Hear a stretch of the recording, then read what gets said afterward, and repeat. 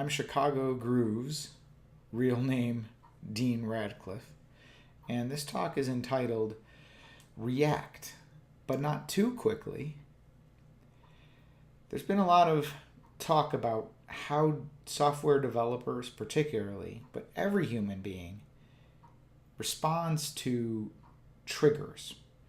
And sometimes the responses are heinous. It is important that we react, but it's also important that we observe our own tendencies to react and be able to control what those reactions are. So if you would go with me on an experiment, we're going to watch a video, and I'd like you to observe your internal and possibly external reactions. And then we'll discuss those. This video took place in a high school cafeteria.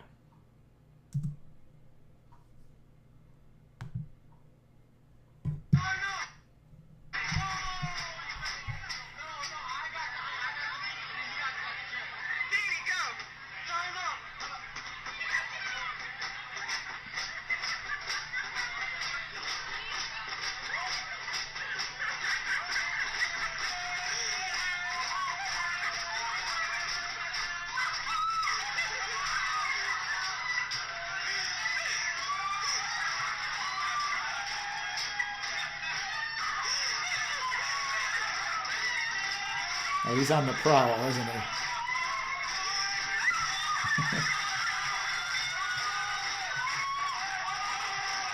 Lost a shoe. So now we're up to the point that the thumbnail of the video showed. Write down any thoughts you've got. Try to make a prediction based on your internal reactions, what you think is going to happen next. All right, let's rewind a bit. And let's see what happens.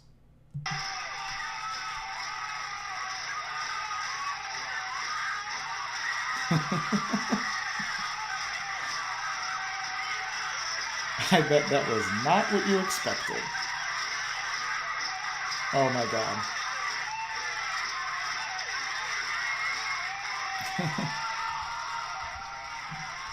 I bet that was not what they expected either. This video makes my day in so many ways.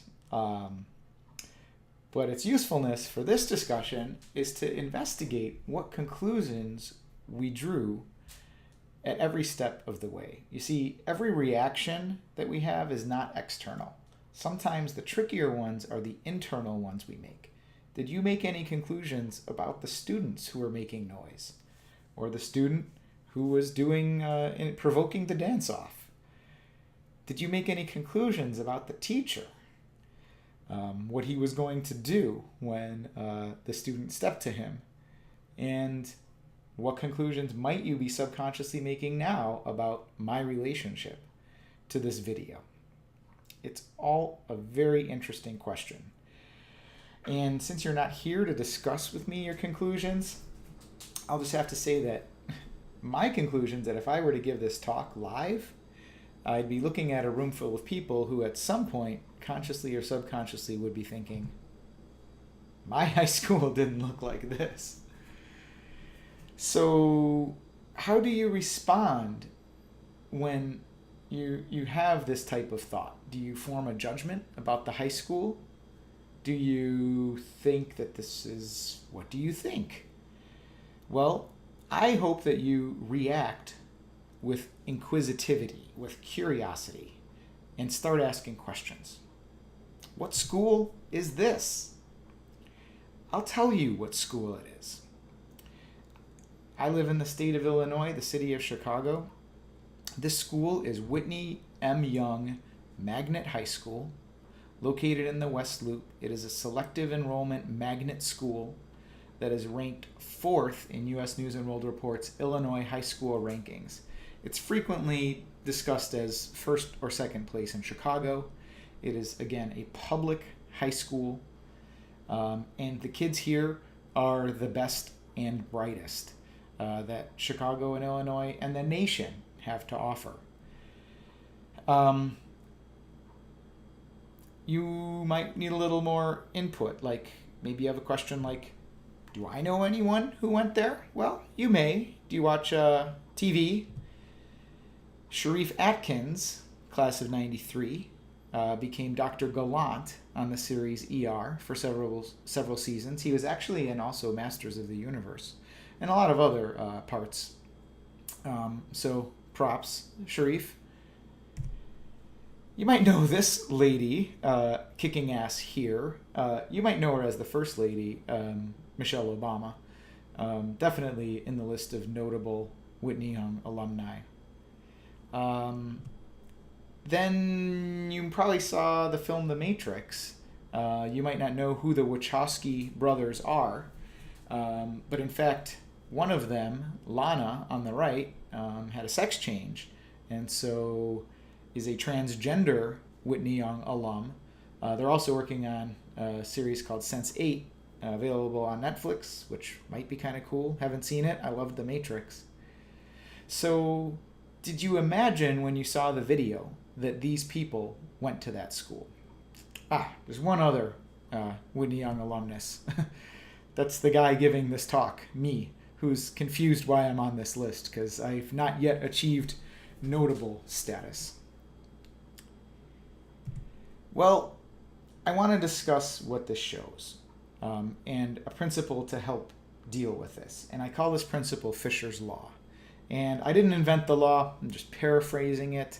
But basically, it says that you never know as much as you think you do about another's story, even when taking into account Fisher's Law. So I'm citing this formulation of it as my own. But even when you think you know the ending to the story or even the beginning, it still bears to react with curiosity. You see, reacting inquisitively is the safest stance you can take. You won't hurt someone's feelings if you honestly inquire. If you presume for a second that you might not have the law, the whole story that Fisher's Law may be applying in your case. And in this lies the true power. It isn't just about being afraid of stepping on people's toes.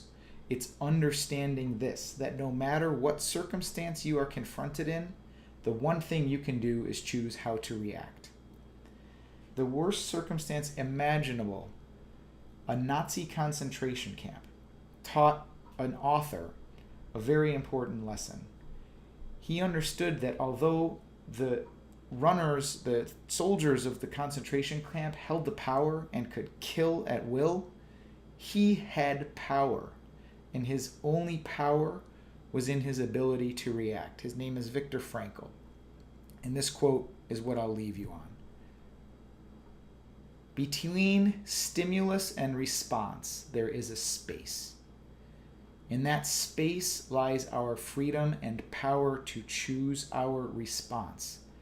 In our response lies our growth and freedom.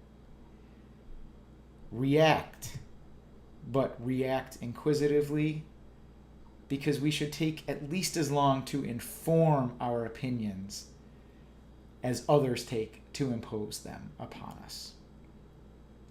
Thank you.